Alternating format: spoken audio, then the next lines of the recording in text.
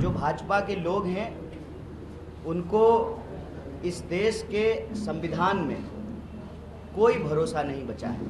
वो इस देश के विपक्ष को समाप्त करने के लिए तरह तरह के हथकंडे अपनाते हैं। ऐसा क्या हुआ है इस बार के चुनाव में कि प्रधानमंत्री जी भी सभा करने के लिए आ रहे हैं। आज सड़क के उस तरफ जो है आप आ रहे हैं।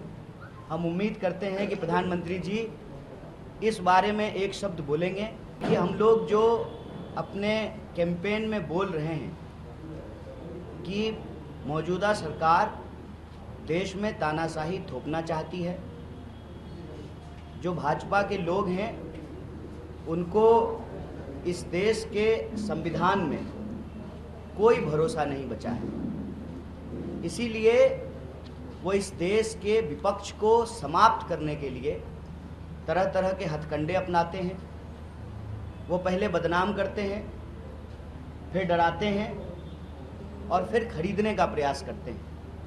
आप सब ने देखा कि सूरत में क्या हुआ, खजुराहो में क्या हुआ, इंदौर में क्या हुआ। वो उत्तर पूर्वी दिल्ली में भी यही करना चाहते हैं। लेकिन उत्तर पूर्वी दिल्ली की जनता जिस तरीके से इंडिया अलायंस को, कांग्रेस पार्टी को, आम आदमी पार्टी को और हमारे सभी घटक दल के जो कार्यकर्ता हैं, नेता हैं, जो जन समर्थन मिल रहा है, यह घबराहट साफ साफ दिख रही है।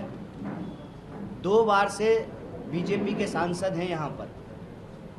लोकतंत्र में यदि उनको भरोसा है, अगर उनको इस देश की न्यायिक प्रक्रिया, संविधान और जो व्यवस्था है हमारे देश में, वोट की व्यवस्था, लोकतंत्र की व्यवस्था, उसमें अगर भरोसा है तो चुनाव हो रहा है। वो बताएं कि 10 साल में उन्होंने क्या काम किया है। लेकिन अपना काम बताने की बजाय जब से कांग्रेस पार्टी की ओर से मुझे इंडिया अलायंस का प्रत्याशी बनाया गया है उत्तर पूर्वी दिल्ली से, लगातार झूठ बोल रहे हैं, डॉक्टर नकली वीडियो घुमा रहे हैं और आम लोगों को भड़काने का प्रयास कर रहे हैं। जब आम लोग इनकी बातों में नहीं आए, आम लोगों ने हर गली में इनसे यही पूछा कि सड़कें क्यों नहीं बन रही, जाम की समस्या क्यों नहीं समाप्त हो रही, क्यों यहाँ पर लॉ एंड ऑर्डर का, कानून व्यवस्था का एक गंभीर समस्या है और 10 साल में आप दिखाई क्यों नहीं दिए, हमारे सुख दुख में क्यों नहीं आए। इन सवाल का जवाब जब देते इनको नहीं बन पा रहा है, तो अब ये बदनाम करने के बाद अब ये डराने की अपनी प्रक्रिया शुरू कर चुके हैं। तो मैं उनको कहना चाहता हूँ, हम गांधी जी के सिपाही हैं, हम डॉक्टर बाबा साहेब भीमराव अंबेडकर के संविधान को मानने वाले लोग हैं। हमारे अंदर शहीद आजम भगत सिंह का साहस है। ये कितनी भी कोशिश कर लें, हम रुकेंगे नहीं। हम उत्तर पूर्वी दिल्ली की जनता के सवाल उठाते रहेंगे और हमारा सवाल उठाने का असर देखिए।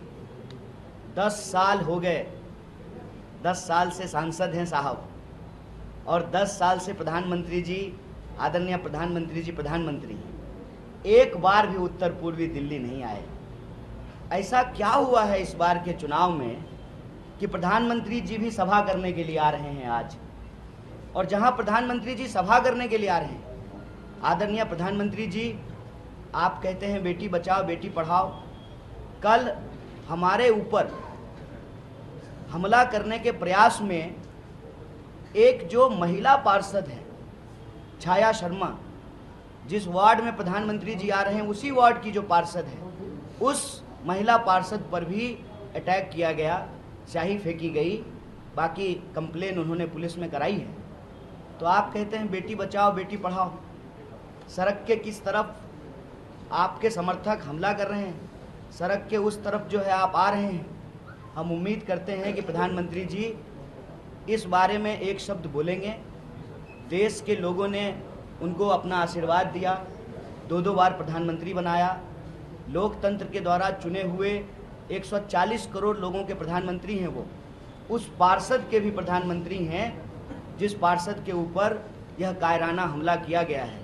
मुझे उम्मीद है, मैं आशा करता हूँ कि प्रधानमंत्री जी मंच से इसकी आलोचना करेंगे, इसकी निंदा करेंगे और अपने दोस्त जय शाह जी को, सॉरी माफ़ कीजिएगा, अमित शाह जी को, क्या कीजिएगा आजकल बेटा का नाम ही याद रहता है, अमित शाह जी को कहेंगे, गृह मंत्री हैं वो, कि पुलिस जो है इस पर कार्रवाई करेगी और इस इलाके में जो गुंडागर्दी फैलाने की कोशिश की जा रही है, जो आपराधिक माहौल पैदा करने की कोशिश की जा रही है, उस पर कानून जो है न्यायपूर्ण तरीके से कार्रवाई करेगी, निष्पक्ष तरीके से कार्रवाई करेगी।